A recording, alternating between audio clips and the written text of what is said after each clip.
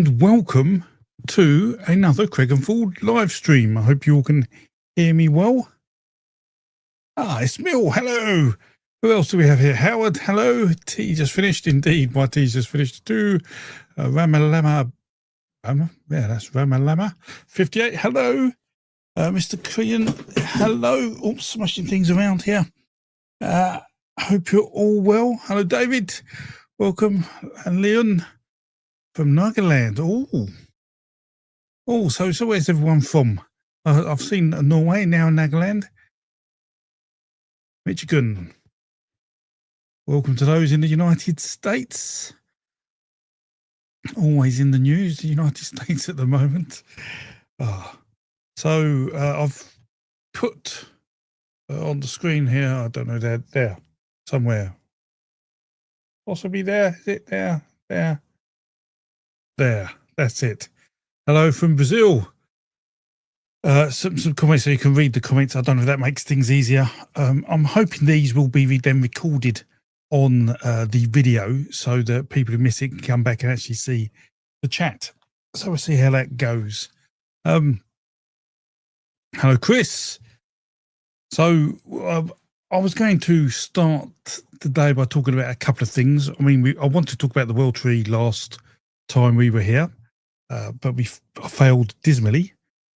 Because we asked so many questions, which is brilliant. So please continue to ask questions. And as always, if you want to ask questions, please put a prefix of Q or question in the comment, so I know it's a question, because there's lots of comments. Hello, Helen. Good to see you. And who else we got? From Pensacola, Florida. And so, if you've got questions, just put the word question in or Q at the front, and that should allow me to see it, and I'll get to them as soon as I can. If you want to do a super chat, you don't have to ask a question, but if you do, I'll try and get to that question as a priority. But apart from that, we're just here to relax, talk about a few things. One of the other things I want to talk about, apart from world trees, is some, I guess, debunking, a bit of debunking going on, because that was a thumbnail.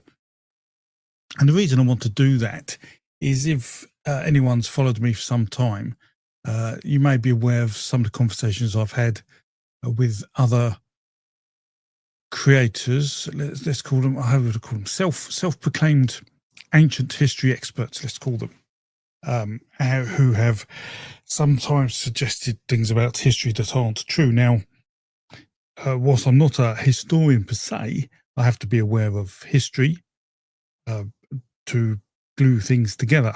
So one of the people I've used to speak to has just been on a big podcast and suggested that humans are aliens.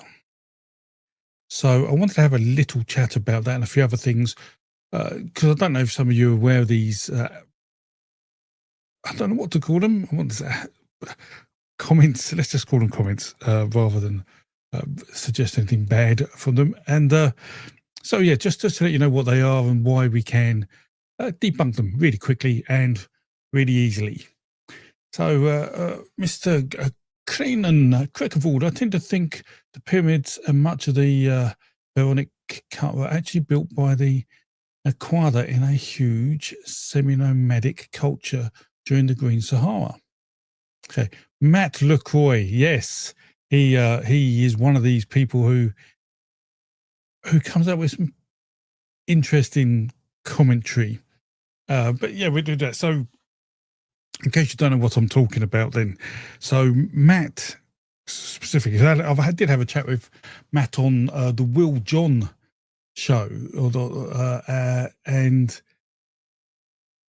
I had a lot of time for Will. I think he's incredibly intelligent, but his show's quite, I think, let's call it entertainment focused, a bit like Joe Rogan. They're not there to educate you; they're there to entertain you. And I see the comment: politicians and celebrities seem like aliens. But yes, we're and so yeah, they like to get a lot of eyeballs on their shows to get some revenue. Where here I'm just here to tell you what I believe are facts. Can I at 200? Can I do an Agatha special at 250,000? I don't think I'll ever hit 250,000. To be honest, Leonhardt. I mean, it'd be nice, but I think my YouTube sub count has peaked. I think about 220. I think it is at the moment.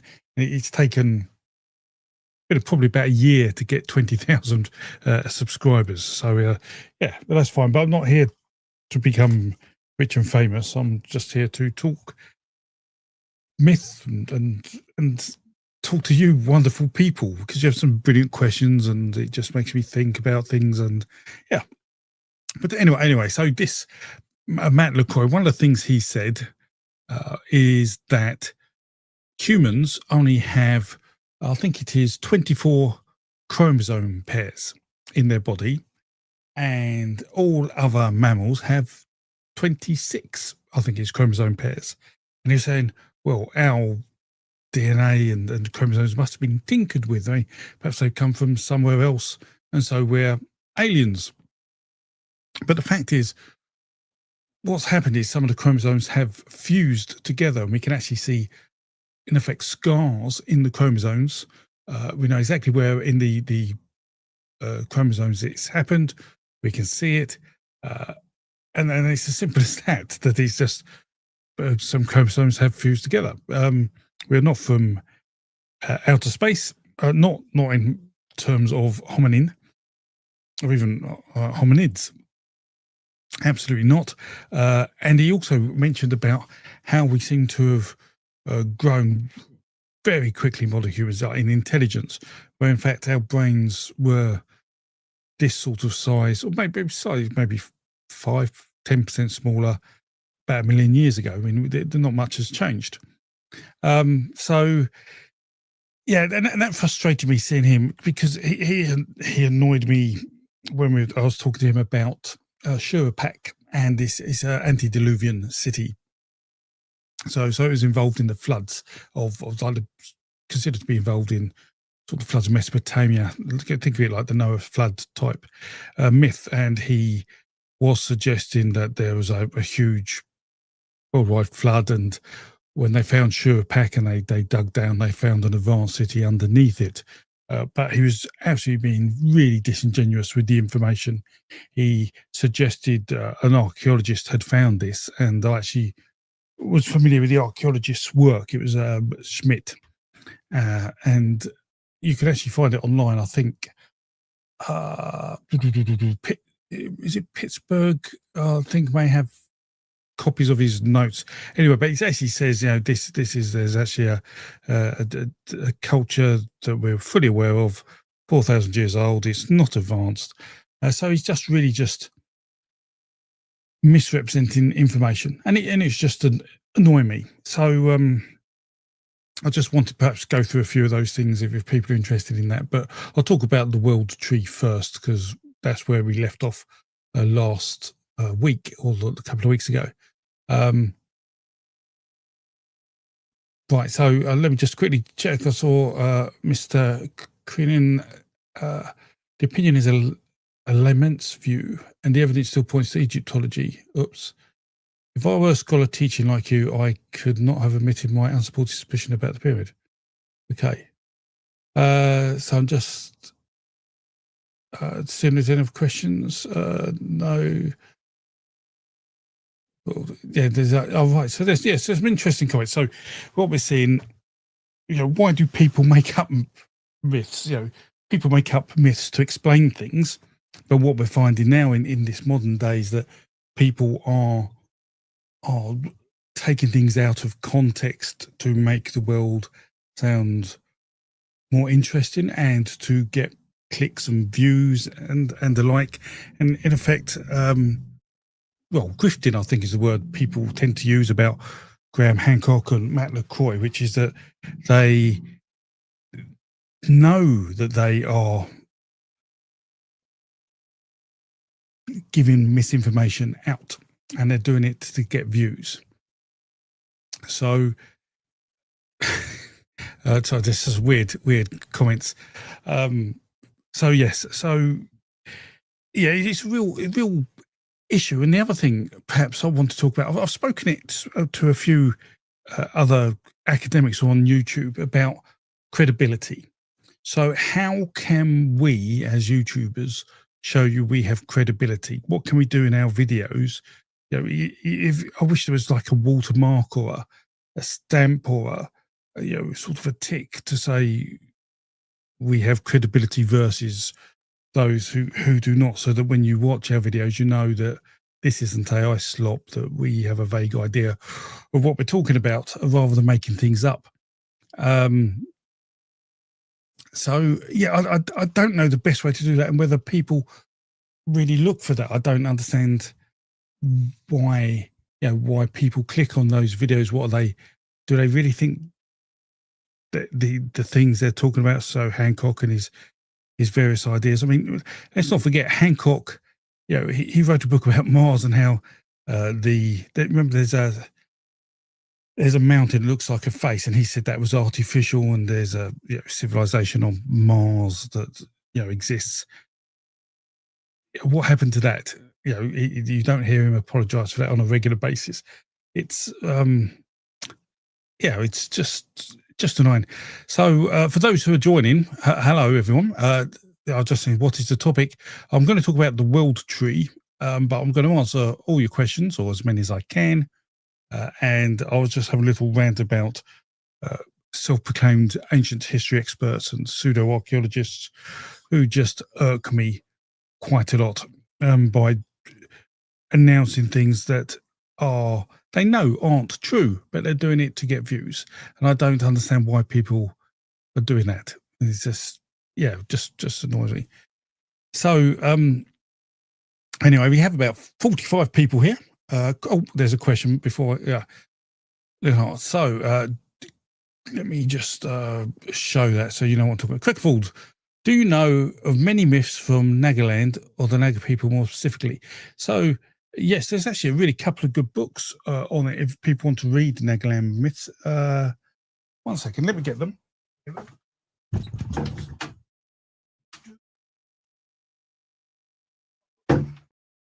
I can't. I had them here, perhaps in my other room. So I know a few. I mean, if you want me to do a video on myths from particular cultures and countries, just ask, and we can do that, Chris. That is not a problem. So yeah, happy to do that. I got a comment from Brandon, and he sort of hit the nail on the head, which is that AI is making fake content channels worse and worse. And I guess, there is a lot of well-produced AI slop out there. Now, I'm happy for people to use AI if it's used ethically, okay? But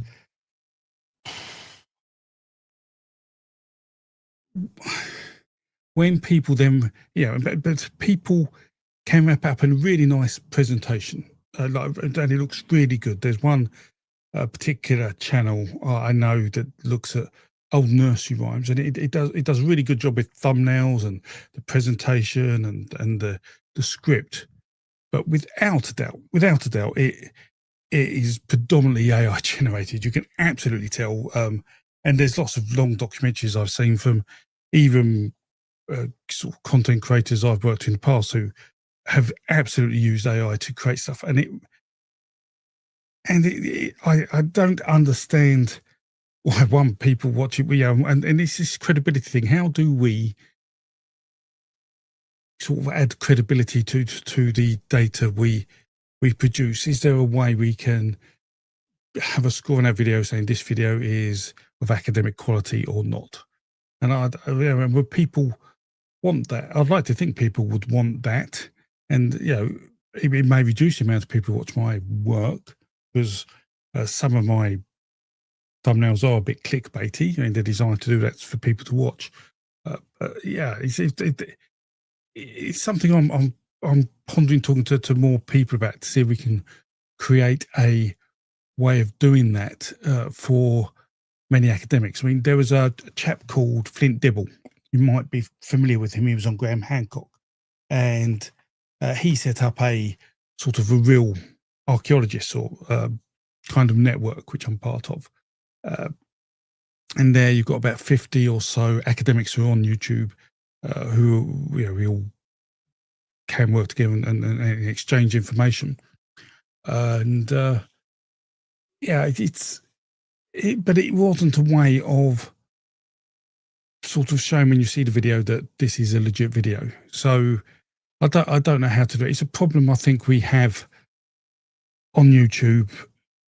YouTube is a bit of a wild west, and whilst it's sort of, you have to produce good content for people to watch it, there is also no real policing of that content. Not with misinformation anyway.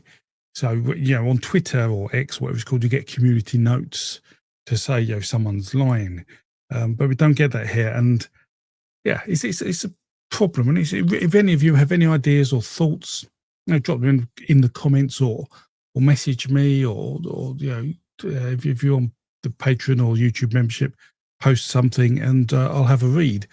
But I think that we're now more than ever, we're in a real need to understand that. Definitely need to understand that. So let me. I was talking to Leon Hart, getting back to that about Nagaland, which I'm just trying to think. Because I don't know how many sort of Vedic type or Indo-Iranian type stories flow into Nagaland, or whether there's specifically different. But I definitely have a book on it and can make videos. Just going back to that, it seems like a lot of people are agreeing about the slop and sources. So yes, I'm a bit lazy when it comes to sources, but that's a great point. That I do try and put in my description some of the papers I've referenced, but it's hard because sometimes I don't reference papers, not because I'm making it up. It's just because I know the information, and so I don't need to go to the paper to get the information. But then you then have to trust me that I know what I'm talking about.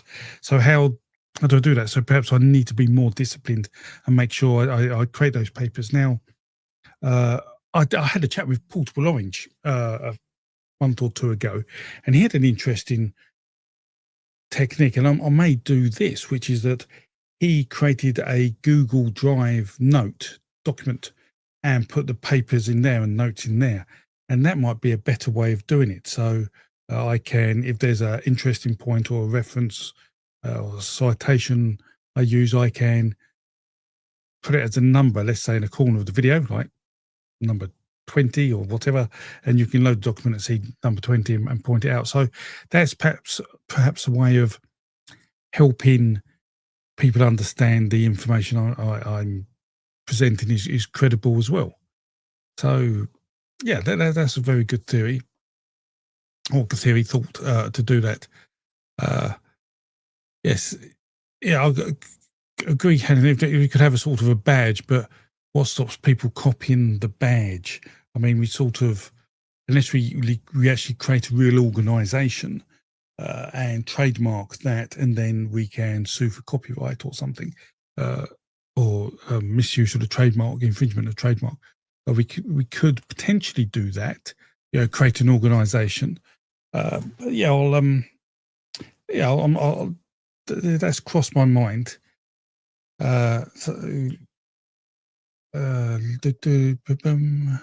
Right.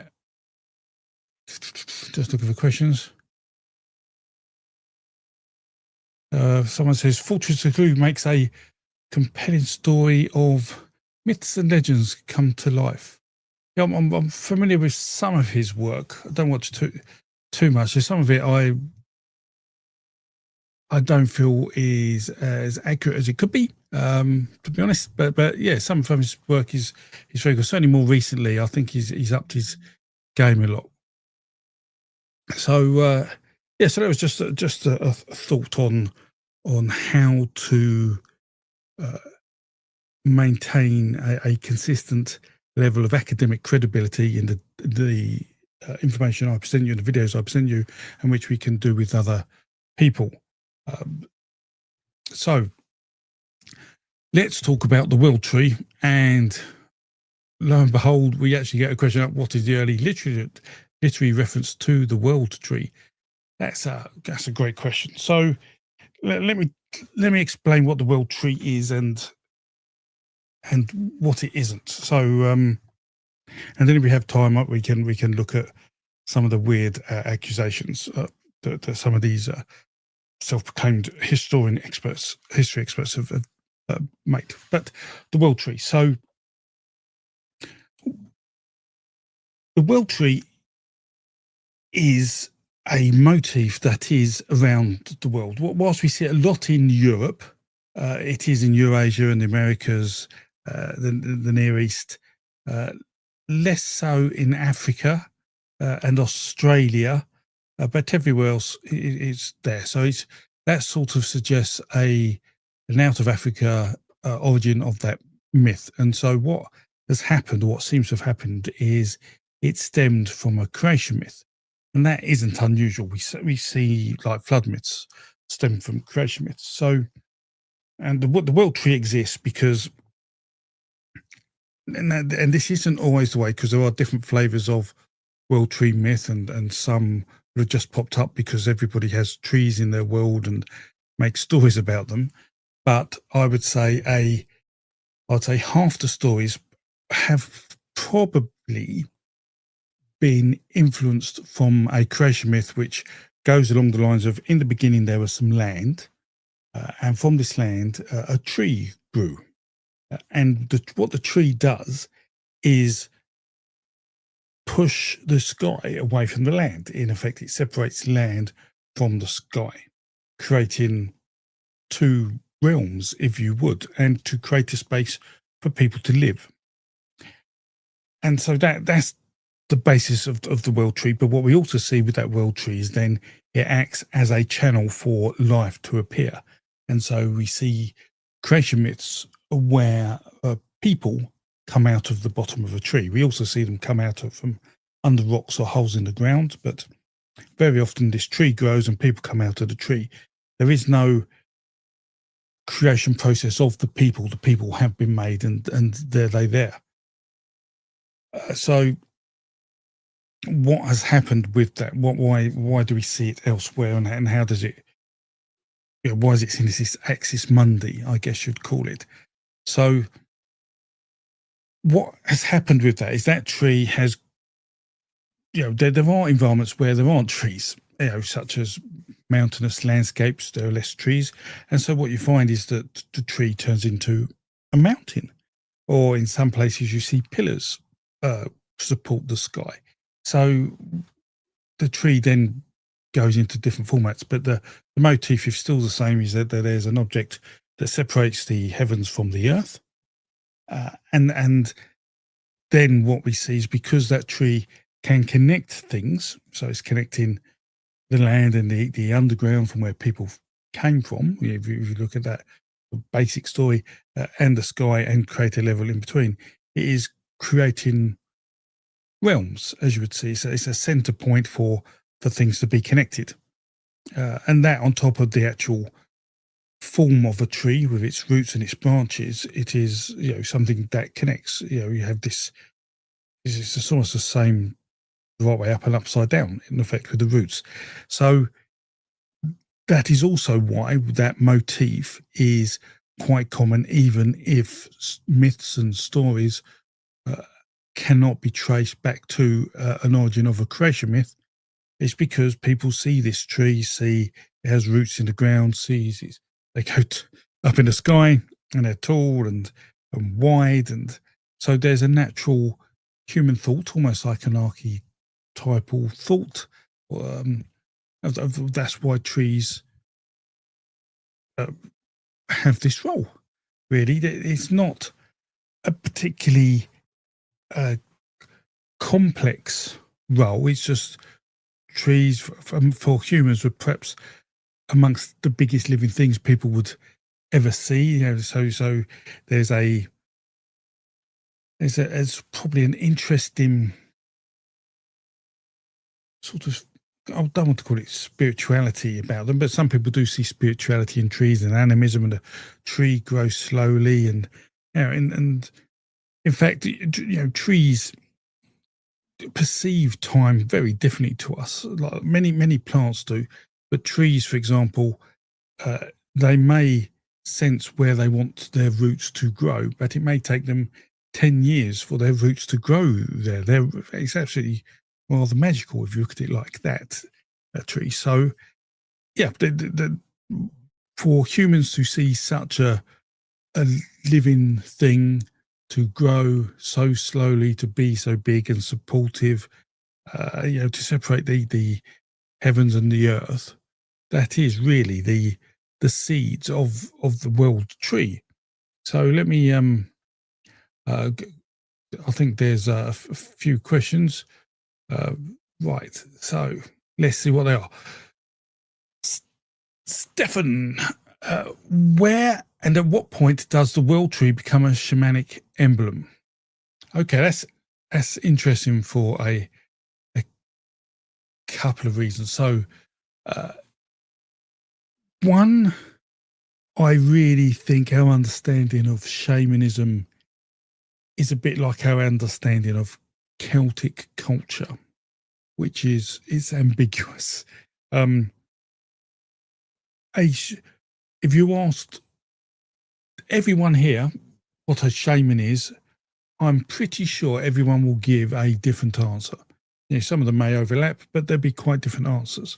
So I would like to say, there's a belief system there. So shamanism is not animism; it's a way of it's more of a spiritual world, I would guess, rather than an animistic world or a world with a god. And we see that, I would guess, you would start seeing that in Siberia.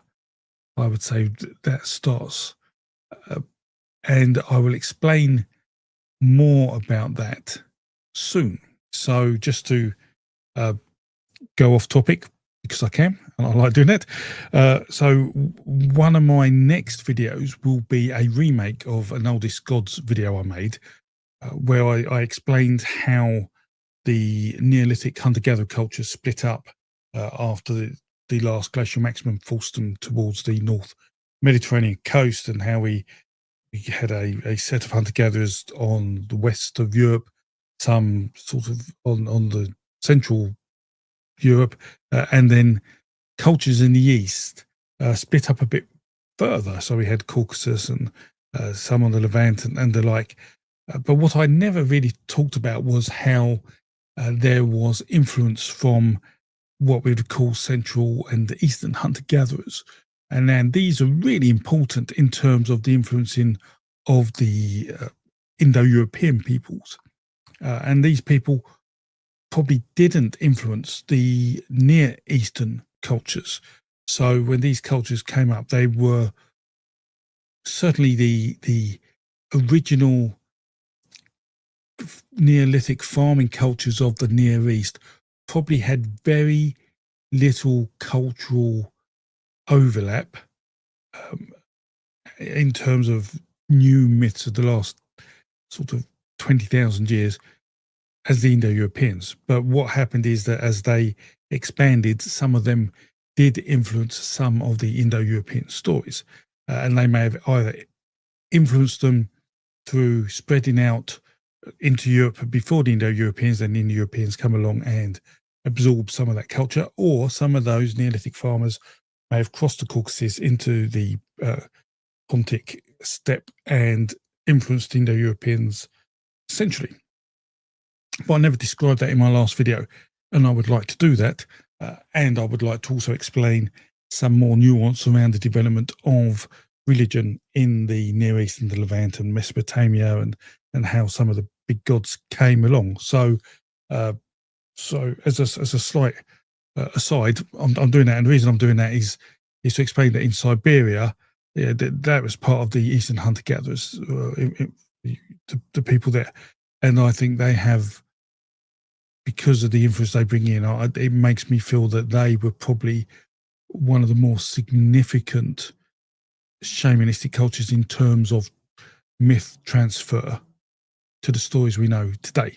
They're not necessarily the only shamans, but I think they were the significant ones. So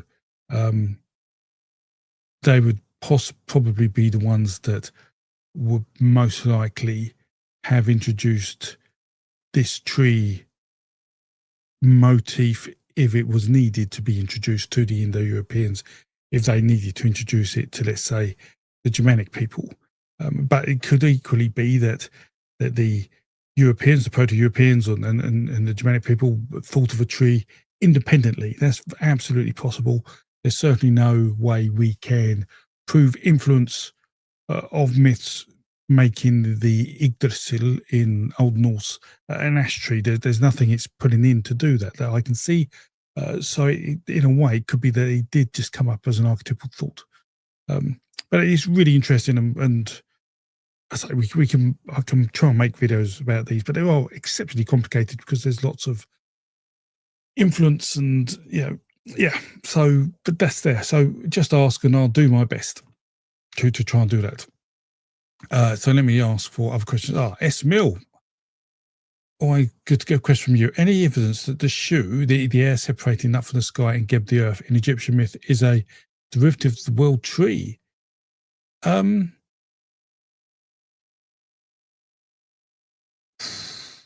That's interesting. I don't think it is. I mean, I would say it's a derivative of the world tree. It offers a way to explain the same mechanics as a world tree offers in terms of the creation of the world. So in that respect, yes, but I don't. Could the world tree have been taken away? And it's unlikely. So when myths develop and myths evolve, we see particular rules happen. And I've explained this before, but I'll do it again. So, for example, we see animals can turn into people and then gods as myths evolve over time. But what we really never see is gods turn into people and turn into animals. That rarely happens. So myths rarely devolve; they evolve or stop. So I think to have a world tree taken away to just be left with air and sky and earth, I think is unlikely. I'm not saying it didn't happen, and it's a great question. But I think if I had to put money on it, I would say it is unlikely that is the case. It may be that people heard the story and got it wrong or didn't mention a tree. I don't know. But to have a tree story and then deliberately evolve it within the culture of Egypt at the time to create that story is unlikely. So another point. So Brandon, at Quickenford, mythological tree or structure connecting land and sky, is it uncommon for the myths to include the tree also bridging other worlds or realities, universes, etc.? I seem to recall you've probably written something else somewhere else. Okay, but I'll touch on that. So when people think of the world tree and the Yggdrasil, particularly in Old Norse, they think of a tree that connects worlds, and we have Marvel to blame for that. Bless them, because there are different worlds in Marvel. But actually, when you read the Eddas, then you'll actually find out they're realms. They're not worlds, and these realms actually tend to relate to geographical regions around Scandinavia. So it's not connecting worlds, but perhaps the roots of the Yggdrasil and the branches, if it's a big tree, touch these other lands. They sort of perceive this magical tree that can do that. But I'm not aware of a tree bridging worlds or realities or universes, because that's quite a new concept. That isn't something until more recently that humans have been aware of. Certainly universes, I don't think was a discussion until not even 70 years ago, if that. And other worlds, is still Yeah, I'd say if it was, hundreds of years ago at best.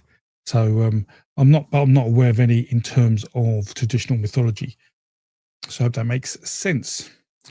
So let me whiz down. See any more questions? There's lots of. Sorry. So if you're new here, I don't know if you want to ask a question, prefix your comment with Q or question, because there's a lot of comments. It allows me to whiz through them and spot it quickly. So if you don't do that, then I may be missing questions. We have Crowhag here. Hello, Crowhag. So if you haven't read that, that's quite an interesting. In a Transylvanian version of the creation myth, God hurls a hatchet into the primordial sea, and from it rises the cosmic fir tree with the devil at its roots. That's interesting. Is that has the earth diving duck turned into a hatchet by an axe? That's interesting. As she goes on to say that the tree is both the axis mundi and the marker of the Illa Tempus, the dawn of creation. Now, do any more questions? Right. Question. Right, here's a question. Sorry. Was it Odysseus who stripped a tree to its culmos and built a stone circle? I can't recall that. I don't know. I don't know off the top of my head. I can't recall in the Odyssey. I can't recall that. Was it that? I'd imagine that's in the Odyssey. Anyone know? Can help Subala? Life Art Times. Hello. Right. So here's another question. Is the word Kremlin from that same word Kulmos? Is that why Moscow is circular? I don't know. I imagine they're different language stems, so that would be unlikely. But I don't know. You need a biologist here to answer that. I mean, I would say that's unlikely, though. Kremlin is fortress or citadel. There we go. Look, someone knows. Right now we have super. And then, right, so well, I'm not a philologist. I'm a mythologist. So if the words herm and cairn are related, were their uses related? So I'm not too sure the context. We're here now. I'm not too sure I can help you with the philology questions. Yes, there's a lot of philology questions. I'll do. This is not the place for those. Right, let's go for Gath. Right, question: is there any possible link between the ram snake fish around Cernunnos and the goat fish of Capricorn? Now that is a very interesting question. Well, so I don't know. There is a lot of uncertainty on whether the fishtails are fishtails in the Cernunnos sculpture. Although to me and to most people, the things look like fishtails. In fact, if you don't know what I'm talking about, what I should, I've got technology here. I should give you pictures of these if you don't know what we're talking about. Let me see if I can find a picture. So here we go. Not working right. So let me share this so people know what we're talking about. Share screen, window. Right. So this picture is of Cernunnos, and so what we see is Cernunnos is wearing a torque, holding a torque, but in his lap is a bowl, and there are two it's probably difficult to see, ram-headed snakes, one in each arm. But if you look behind him, which is the middle picture, behind his arms, there are two what looks like fishtails. And if you look on the side image on the left, we see that the fishtail looks somewhat scaled, as though it is a fishtail. So this is really the key point here, is that we have this ram-headed snake, and then the question is that related to Capricorn? And I would say Capricorn in its form probably came up from Mesopotamia.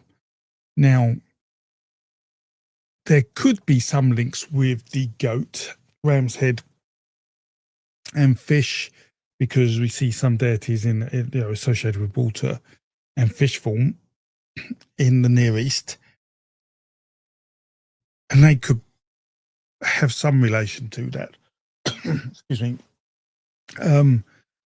But Cernunnos is very much of the tent culture of Europe. So at the second phase of the Iron Age, which is a long time after, a couple of thousand years. So I find it hard for there to be a direct influence. And I don't think there's any proof of a direct influence, even though there does seem to be some potential similarities. Now, there is actually someone in our chat who is doing a bit of investigation on this, I believe. And as part of my work on the Oldest Gods, the remake, I was talking about where we've got the Siberian people coming in, the Eastern hunter-gatherers, as part of the more detailed look at the Near Eastern gods in Mesopotamia and the specific gods, I may try and take a look at that, because it could be that Enki, and I think it is potentially linked to that. Yeah, and so some people think Enki could be linked to Cernunnos. I say there isn't a direct link, so I would have to say I have to sit on the no camp for now until someone shows some direct evidence. Doesn't mean there isn't we don't associate certain motifs such as ram's heads and fishtails with certain aspects, and they have been taken from the Near East into Central Europe around 500 BC, and that has helped form Cernunnos in the shape that we see him. But I say the direct evidence is just not there. But that's a really interesting question, a great question. Thank you for that. Hello, Kitty. Next question. Anti-contrarian question. So the world tree myth is believed to have originated in Siberia 5,000, 10,000 BC. No, the world tree myth was probably evolved from a creation myth that came with some of the first cultures that came out of Africa, spread into Eurasia. It's that what was being asked was the symbolism of the world tree in shamanism, and when did that happen? And my thought is that it was probably most influential in the hunter-gatherers of Asia, which, and so Siberia above them, who flowed back into the Indo-Europeans, or became part of the Indo-Europeans. I think there was about a 30% DNA mix in there, maybe slightly higher, depending on what time period. So that is where the world tree originated, and that creation myth of the world tree, say probably you would argue it's 40 to 25,000 years old. You could probably guess, but it may actually be older than that. But it just wasn't taken everywhere in the world. It wasn't told by everyone in a particular way. So yeah, that's my feel there on that. Right. Someone said, get the etymology app. It helps a lot. Yes, I don't know what the etymology app is, but there's lots of sites on etymology. So yes, right. So let's whiz through. let's see if I can find any more questions. Right. Right, I think, oh, right, very quiet tonight. We normally have loads more questions than this. Right, excellent. So, is there any more you want to know about the World Tree or Cernunnos? Homer's Odyssey. It is in Homer's Odyssey. Okay, then that answers the question.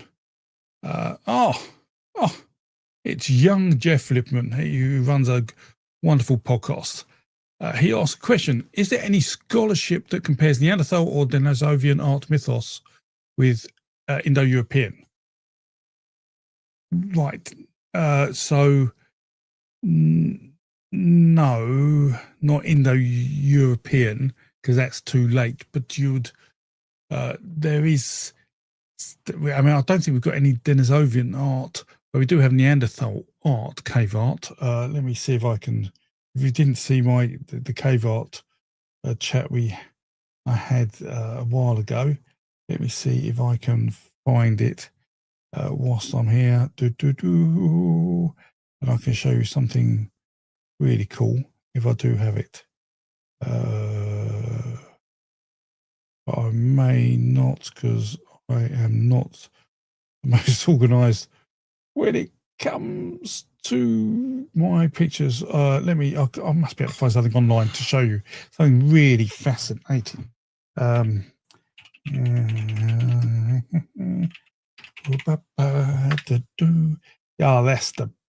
it. Fantastic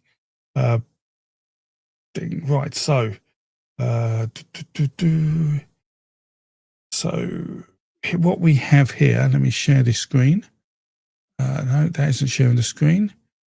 That is tab discovering for what. So what we have here on the wall of this cave is Neanderthal art. And in particular, this is this middle piece that's most interesting, which hopefully they've got there we go, a tidied up version. Now, I did a stream with, or video with Simon Davis of Mythopia on this, because it looks really strange. There's a natural perception for humans to recognize art or pictures and imagery and try to apply them to things we know. So some people think, oh no, is that man flying a helicopter up a tower or things like that? But it could be something completely different. He could have a time machine, for example. Or not really, but there's something going on there which we don't understand. So this is Neanderthal art in Spain, probably, I don't know, is it 64,000 years ago. So long before Indo-Europeans. And what we find is that when humans come into Europe, they stay in Europe for a little while and then they disappear again, and then they come back around 35,000 years ago. So we see sort of real displacement of myth.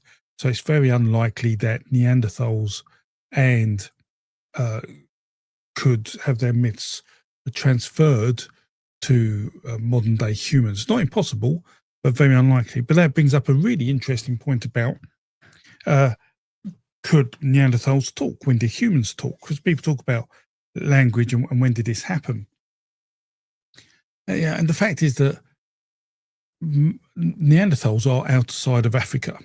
We don't see Neanderthals inside Africa. So if Neanderthals were talking and humans were talking, that must have happened probably far earlier in the evolution of hominin than modern humans, maybe 100,000 years ago. Must have happened much earlier for them both to talk. I would assume, unless they evolved their own ability to speak separately, which again is, I think, unlikely in the time frames we're talking about, but not impossible. So in that case, early modern humans and Neanderthals and perhaps even Denisovans, because we're all pretty much the same-ish species. Not people would say that we're not, but we could have sex and babies, and those babies, they seem to be fertile. So they seem like we're close enough to have babies. perhaps we were telling stories, or certainly had language to communicate far earlier than perhaps people realize. And you do need this to be able to create projects, to create boats, and to hunt properly, and alike. And we do see examples of Neanderthals uh, creating ritual sites, hunting. They must have sailed because of places they went to, and other species of hominin like Homo erectus. So more and more recently, I've been thinking about this, that humans were probably speaking perhaps far earlier than we give them credit for, and speaking in a way that allows them to tell stories to enable things to happen, because instructions are stories in effect. How to build a boat is a story. How to hunt an animal is a story. It may seem like a series of instructions, but you're telling them in a way it's a story. So that then brings this thought that can or did Neanderthals or Denisovans tell humans stories, modern human stories? And if they did, they must have done them after we left Africa, because there's no Denisovans or Neanderthals in Africa. So that means any stories that we believe are of an origin of less than 50,000 years, but older than 30,000 years, because I think that's when we eventually wiped out the Neanderthals, although probably maybe even earlier than that. They had that short time period where we could have done that. And it is possible because we did breed with them. And you can't, well, we must have bred with them a number of times. And I'd like to think that breeding process was mutual. It may not have been, but you'd like to think it's mutual. And if it was mutual, there almost certainly must have been communication there. It's absolutely fascinating if you think of the logic about that and how that works out. And that's something I've been thinking about, because I haven't really seen that written anywhere or placed anywhere. But yeah, that's my current thoughts. So no one's ever done, I think, any serious scholarship on it. I know Julian de Hoy was trying to see if some of the oldest creation myths may have come from sub-Saharan Africa, and therefore would be of an age that allowed them to be told at a time when Neanderthals were around the world. But as I say, we wouldn't have seen Neanderthals to know those stories until less than 50,000 years ago, unless we were telling those stories 500,000 years ago. Now, as much as I'm enthusiastic about the ability for us to trace myths back in time, I feel 500,000 years is pushing the boundaries of possibility here. Because we just don't see the ritual behaviors that you would expect with myth. That would be the way I would see it, that ritual behaviors enact myth. Myths are the story of the ritual behavior, and we don't really see much of those. We do see occasional glimpses of it, but not much of those in Neanderthal behavior in terms of anything we see left over. So yeah, there is some in burial, and we see some odd stone works here and there, but there's very little. So if it did happen less than 50,000 years ago, and if people want to know more about my thoughts on this, then perhaps I should make one of my hypothetical videos on it. Just let me know. But that's a brilliant question, Jeff. Brilliant question. And I probably didn't really answer it very well, but hopefully there's something there. Another question from David Breskin, but one second, let me have a drink. So, can the belief in reincarnation be inspired by the rebirth of nature every spring?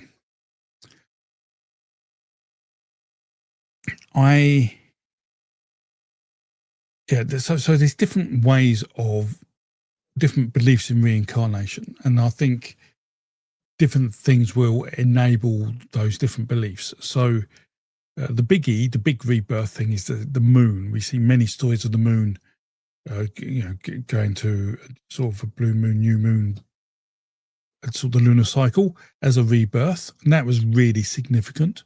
We see snakes as well, with the shedding of the skin, being reborn, has been really significant. And certainly the moon, and the moon is sometimes called the month in a literal translation in the mythology database, if you ever see it, because it's the lunar cycle. But the moon and the snake are predominant in myths around the loss of immortality. Equally, they would be there in terms of reincarnation. Now, the spring cycle, I say, it could have influenced it. Certainly not that I'm aware of in the Indo-European aspect of things. It wouldn't have.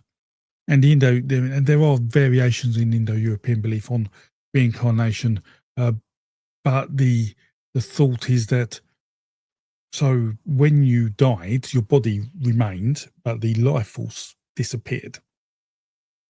So what happened is, if you were reborn, your life force would go into a different body, so no one else would recognize you if you were reborn. And that was their sort of excuse on why you wouldn't recognize anyone who was reincarnated. So that is sort of the view. I'd say spring may have, but more predominantly snakes and the moon. So A1 Ultra, hello. So what causes a story to become mythology? Which is a great question if you're new here, because what is myth? So I can give you the folkloristics answer, or I can give you the mythologist's answer. In fact, I'll give you both. So if you ask a folklorist what myth is, or ask 100 folklorists what myth is, you'll get 100 different answers. If you ask a mythologist what myth is, they will say it's a story that has a truth in it, a religious truth, for want of a better word. So what that means is that all myths are true.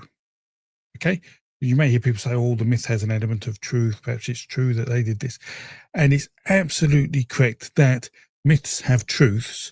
However, truths are not facts. Truths are what you believe in a story. So depending on your religious belief, you'll believe some things are true. So if you believe in Jesus Christ, you believe it is true that he was crucified and he was born of a virgin. Okay. But if you're not a Christian, you may not believe that. So the Christians have a truth that Christ was born of a virgin and crucified, but people who aren't Christian, who are atheists, would not believe that, and it isn't their truth. So a myth is a story that has these truths in that some people believe and some people don't. But, or in a nutshell, they're religious stories. Normally, though, they are considered religious stories of religions that are now dead. But to people who don't believe in religion, even modern day religion stories are myth. So that is what happens. So for a story to become mythology, it is just a religious story. Why are myths there? They are there often to explain things in the absence of science. So they normally explain why are we here? Why do we exist? How did the world get made? Why do things happen? And sometimes there's a really elaborate story to create credibility around the truth. So sometimes you'll see a whole war happen and different gods kill each other to create an outcome that we then see in the myth. And they're the more sort of older, now dead religions that have these. So you see a lot like the Greek myths. There are lots of stuff in there. So anything with a sacred truth is a good way to call it, because it's religious, is probably a myth. So yes, great question though. Great question. I sometimes assume people know that. Question, Brian. The themes on the cauldron are very similar to the Indus Valley clay seals. What would you say the odds of our Cernunnos is of a similar nature to Shiv Rajapati on the seals? That's an interesting question. So what people are talking about here, let me go here. So we're talking about Cernunnos again, and the Gunstrup cauldron. So I must have pictures of it. Yes. So let me share the screen so you can all see what I'm talking about. Remove that. Share that. Can I do that? Is that right? Share screen, window. There we go. So the Gunstrup cauldron has these sort of images on it. Now, this is a pretty standard Cernunnos image, which we've talked about before, wearing the talk and ram-headed serpent. So the video's there if you haven't seen it. But this is the cauldron itself, and there's lots of images on it all around it. But I think it's made of 12 panels. If you look at the image I just showed you out, you get people like, you have this, there's a man riding a fish, there's lions, and these things aren't natural in Central Europe. So the cauldron was found in Denmark. Cernunnos is often found in Central Europe as being worshipped. But this cauldron itself, though, has all this imagery, and you've got to think of why. And the fact is that this cauldron was made, or we pretty certain it was made by the Thracians, so over in Romania. And Romania is right next to Anatolia and the Near East, and so we do see Near Eastern imagery in this. We've got some winged griffins as well, man jumping, and this really interesting piece of a man dunking a child into a cauldron. So some of these are considered Near Eastern imagery. So could some of those also have been influenced by the Indo-Iranians, the Vedic culture? It will be an indirect influence on those, but there could be there, but I don't necessarily say then that means that Cernunnos is related to Shiv Prajapita. I don't see that connection there at all. It's a bit like the ram-headed serpent being connected with the fishtails being connected to fish and the ram's head of the Near East. Whilst the motifs seem similar, there is no direct connection between these things. So I hope that helps. Right. So, question: please translate and read this section and get the interlinear transliteration and translation of it. For what? As I say, this isn't biology, but I can look at that after the show, and if it's interesting, we can talk about it again. So, S. Mill. Hello again. Is this association of the fish, snake, ram creature with Cernunnos a mystery, or does it have its own association with success and flourishing that Cernunnos seemed to? We don't know. That's the bottom line. Is anything we think about this ram-headed serpent is supposition. It's guesswork based on motifs we are familiar with. So snakes are chthonic. They can also mean rebirth because of the snake skin. The ram's head, pastoral. When you put it in the image, Cernunnos is controlling that. He's controlling the rebirth, the chthonic, the pastoral. But then he also has pastoral creatures around him, the stag and the bull. He's obviously well off in elite because of the talks and the value of those. And sometimes he has this sack which could be full of coins or grain. And as I said in the video, I think that relates to a ritual of giving someone leadership or elite status, and they're in charge of something. They have done something to be considered by society to sort of rule it. So I think the snake is there with Cernunnos to represent control over that snake. Now, the snake we know has been around a little longer than Cernunnos, I believe. Not a lot, but again, that's again because we may not have just found the imagery or whatever of it. So it may be that there's something else going on, but we really just don't know. Really just don't know. It will be a guess, if I would say. And I know a few people have asked me to make a video on this ram-headed serpent, and it's now on my to-do list, and I will spend some more time looking into that. But at the end of the day, I think we're going to have to be hypothesizing some things to get an answer. Right. Let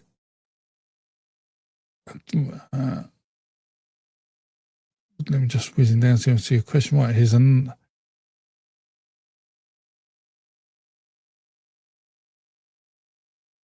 So, Subala. So I'll miss the translations out for now because this isn't the forum to do such things. But why don't we give the same credit to Homer's descriptions of Odysseus' construction of the domicile in that passage as we give to biblical descriptions of sacred spaces? There is actually a lot of work done on the text within the Odyssey and the Iliad. And in fact, I don't know if it was last week or my patrons, or I may just be making this up in my head. I'll probably post it on YouTube members and patrons, a paper by Bruce Lincoln where he talks about the seed of evil or the beginning of evils, which is where we have scholars looking at the Homeric texts and looking at sort of poetry as well to connect things together to try and understand what things mean. So there is certainly some serious nature given to this. We are aware, though, that the Odyssey is a myth. I mean, he's talking about places that don't exist. They're not of this world. Myths aren't of this world. They may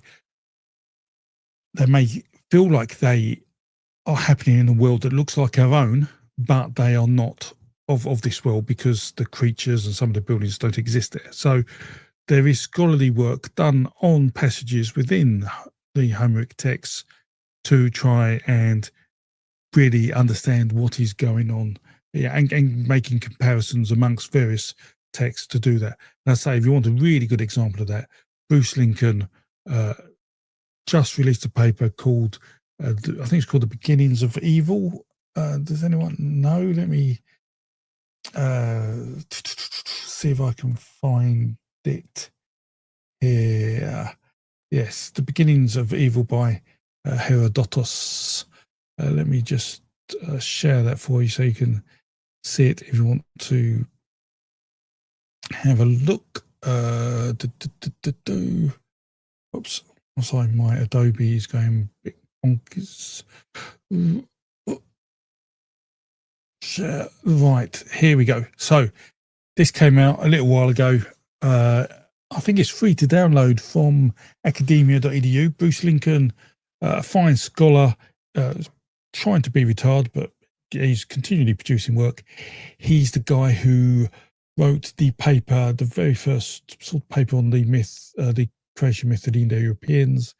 He was a student of Mircea Eliade, you may be aware of. I really like his work.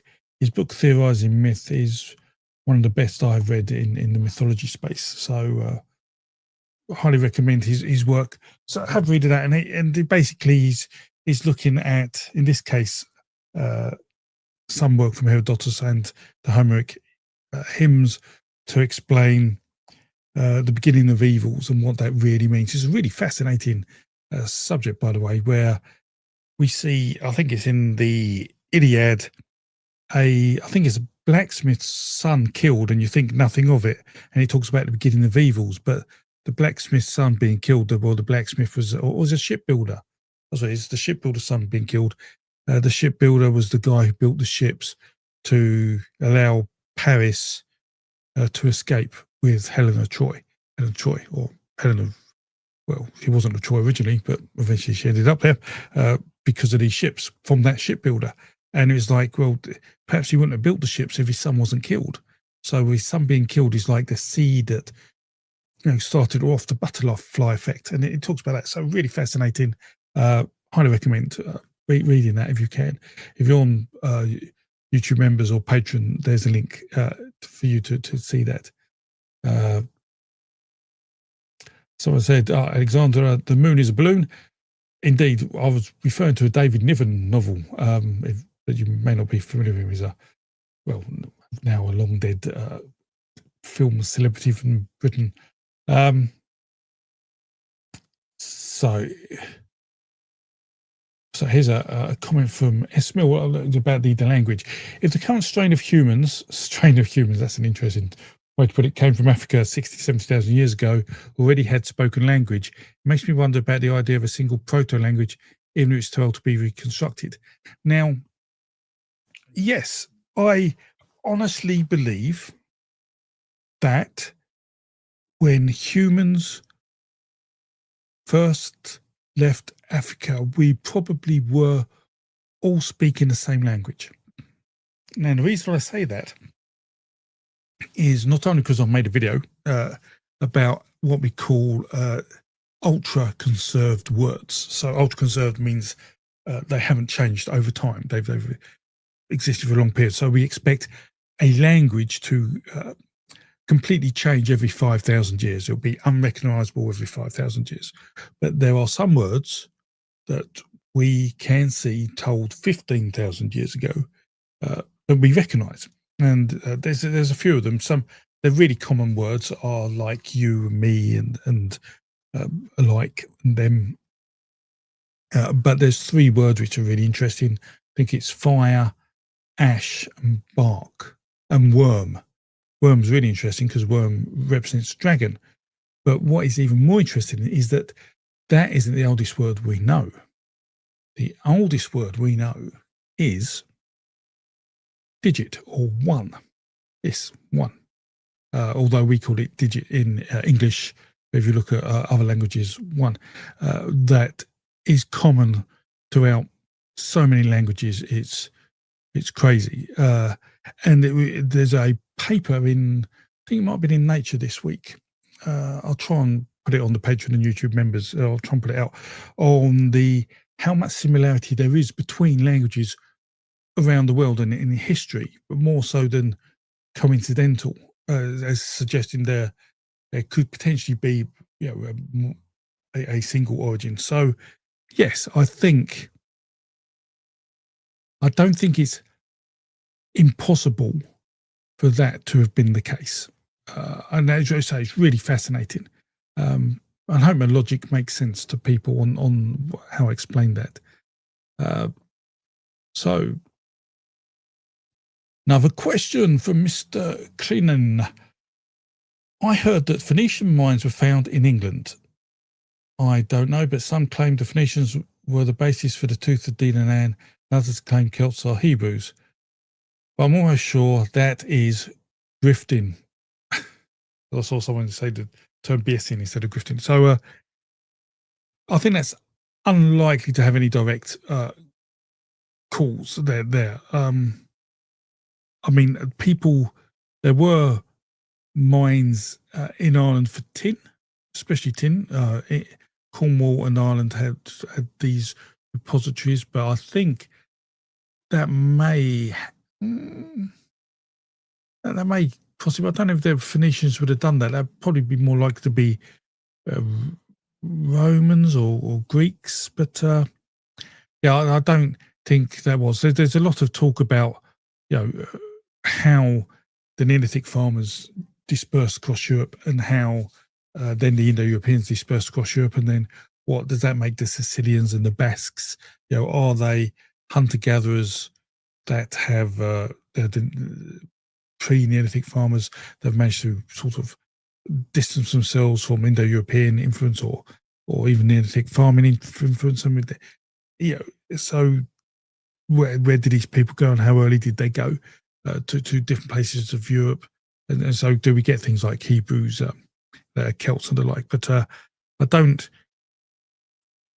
I don't think that is the case. Certainly, I'm not aware of that in my understanding. But as I say, I'm not a historian who studies this in detail. But I can't see myths being transferred in those times, so it's unlikely.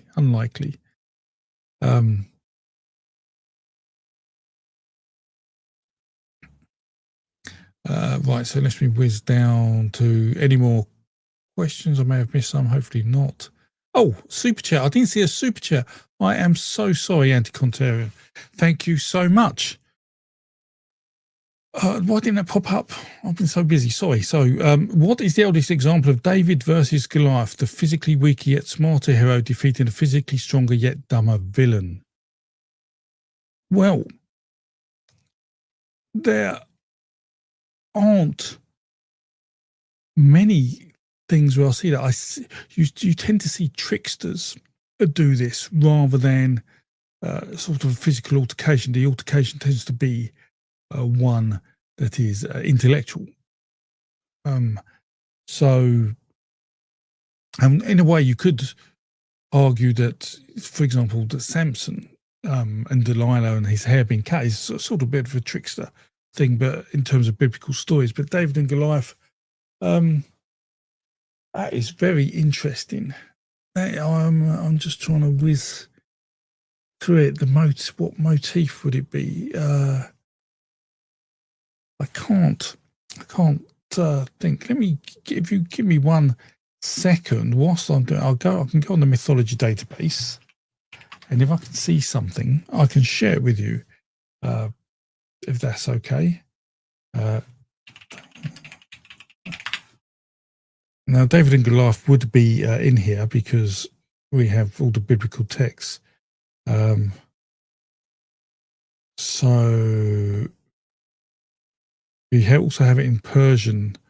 I think first book of Kings, of course, which is like the Bible. Werewolf legends. No, there doesn't seem to be anything.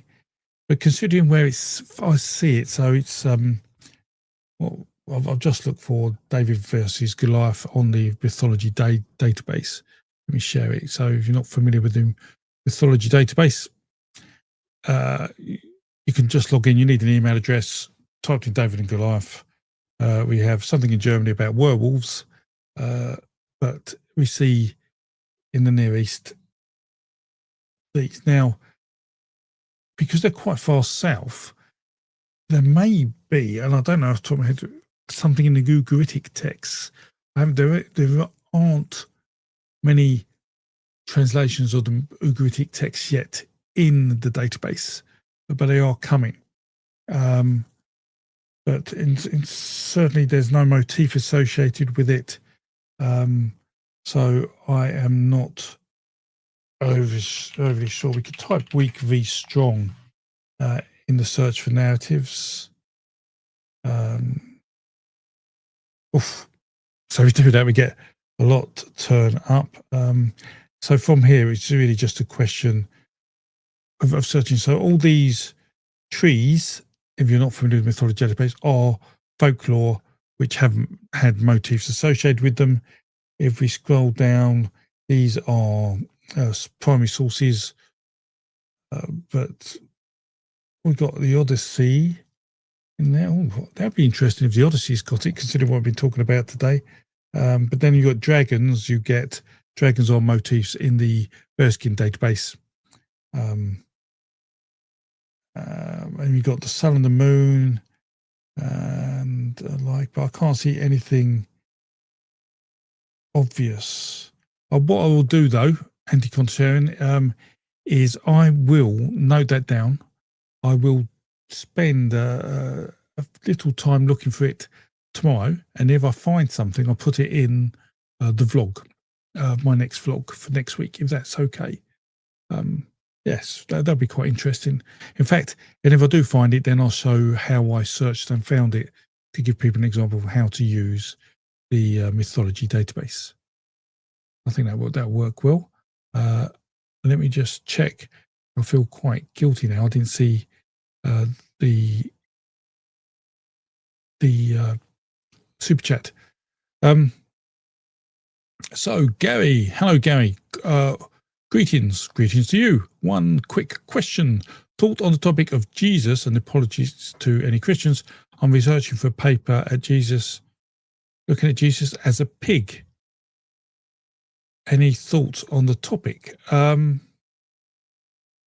not familiar why Jesus would be a pig at all, if I'm honest. Jesus as a pig. Why would Jesus be a pig? I don't get that Jesus may be called a pig because people who didn't like him, but I'm not aware of Jesus as a pig. I can't see any biblical stories in the mythology database linking Jesus and a pig. But there are stories that talk about Jesus and pigs in the same story, but these are all folklore, so there's no real attachment to any religious text. So I'm not familiar with any. I'm sorry about that, Gary. Strange question though. Right. So, what came first, priest or politician? Shaman tribe leader. So priest would come first, always. So, and the reason for that is, whilst in Indo-European you see these layers of king, priest, warrior, and sort of producer, farmer. The fact is that any religious organisation would happen perhaps even before that. And in fact, Manu comes down to earth to teach people how to put the world in order as a priest, and a king has to be nominated. So I think that is the priest for me. But I'll be, I can't, that would be a chicken egg thing, priest. So A1 Ultra, how do ancient ideas of spirits differ from our own? Did they have a dualistic idea of nature when the distinction between the material and immaterial? So it depends what time you're talking about in the culture, but basically it was considered like a life force. So, and I'll talk about this as how religion came to be, religious thought, which is that when someone died, before, this is before we have any knowledge of medicine and physiology and how bodies work. If someone died, you'd see their body, but they're not doing anything. And you've got to think, where are they? I mean, their body is there, but where are they? Their personality and the like. And I think that understanding of the life force and what it means, and they considered it not a spirit or ghost as such, but a thing, like a person that we just didn't see, that walked into the underworld, that journeyed somewhere in a different way, and that then evolves over time. So it does depend on the culture and the time we're talking about, but early on, seen as a life force, and we then see through different texts that they relate that heart force to the heart, or to breathing originally. I think it is to breathe in, and when the breathing goes, it's like the air is part of that, and then the heart, and then we now know it's the brain. So that is the basics of that. I'll wind this up soon because I've been on for an hour and a half. But thank you for all these questions. I really appreciate them. So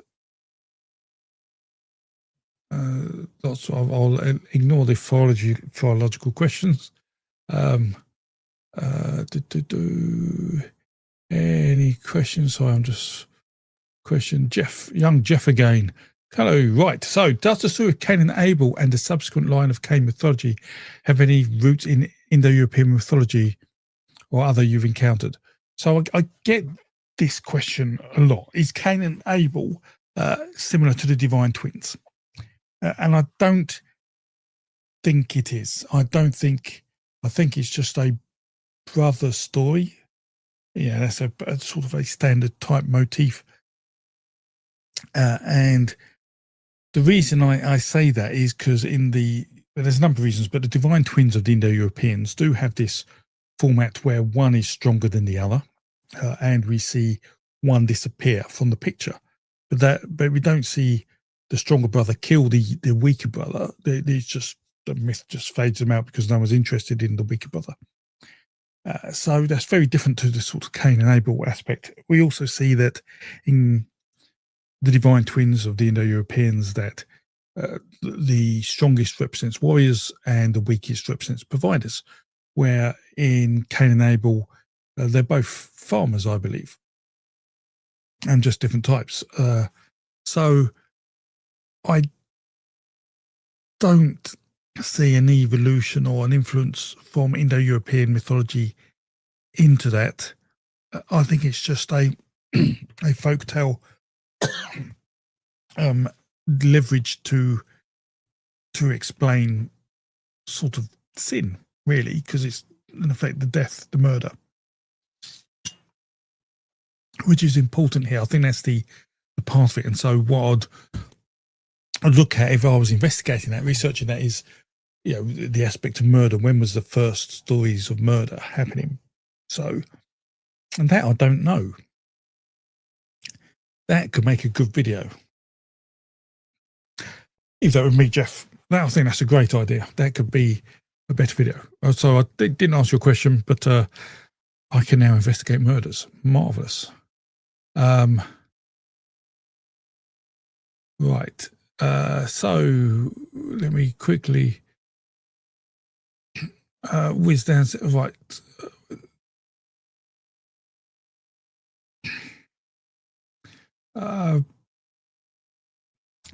There's lots of right. Phil, hello, Phil. So, is there any correlation between Dagda, the Irish sort of chief god, and Cernunnos, like a Gallo-Roman or local name for each other? That's interesting. So, what we find is that Cernunnos doesn't really have, I think I mentioned it in the video, it doesn't have a Romano interpretatio. So there is no deities within the Roman pantheon that seem similar to Cernunnos. We see Apollo and Mercury around Cernunnos, and it could be that Apollo and Mercury together may be similar to Cernunnos, but we then have to, if we apply that then to the Irish pantheon, which we don't necessarily have a great understanding of anyway, it would sense the Irish pantheon, being Indo-European at that time, would suffer the same problems as the Roman pantheon. There'd be no, could you really call it Celtic interpretatio? Probably not, because Cernunnos is Celtic. So it's I don't know how you'd phrase that. This is problem calling things Celtic, really. But yes, it's I don't think there is a correlation. It's the easy answer to give you there. Because there's just no gods that were similar. So lots of questions, lots of talking. I hope you're all enjoying your chats. I do love it when I read these. You're all getting on so well. This really makes me happy. And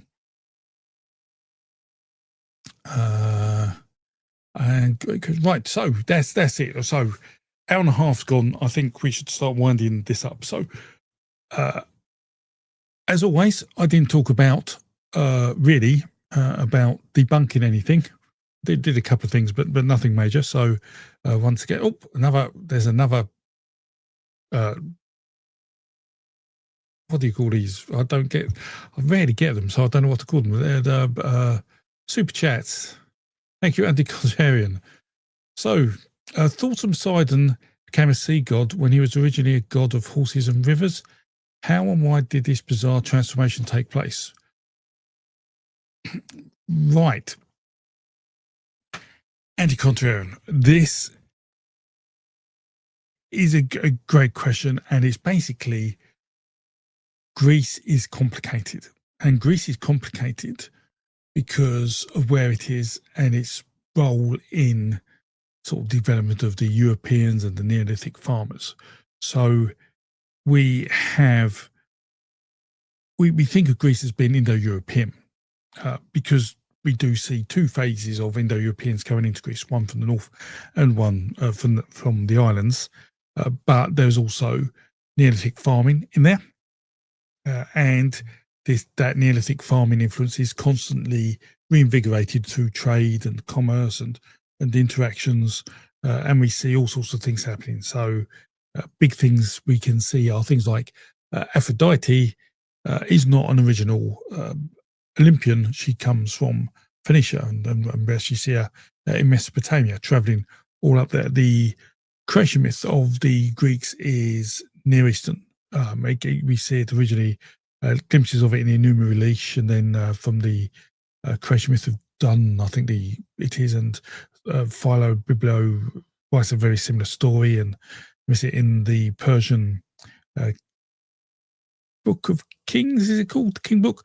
But we see it everywhere. We see Greece just as a mishmash of things, and people are trying to sort out and rewrite mythology all the time. We see a good example, another good example is Heracles. Absolutely brilliant example. Heracles looks, for all intents and purposes, like a storm god. And a storm god is the son of the chief god. That's how it works in Indo-European pantheons.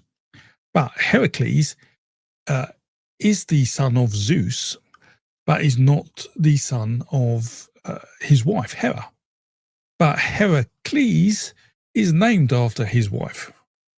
But Heracles also hasn't got storm god powers. He just looks like a storm god, holds a storm god's clubs, goes on the sort of a hero journey the storm god often does, but it's not God.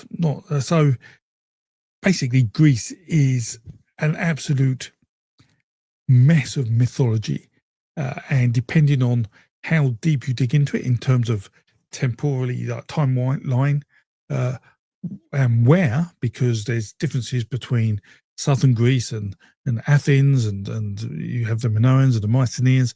You pull things out, and then you can go over to Anatolia as well, because Greece in its ancient form was also covering part of the Western Anatolia, so Western Turkey.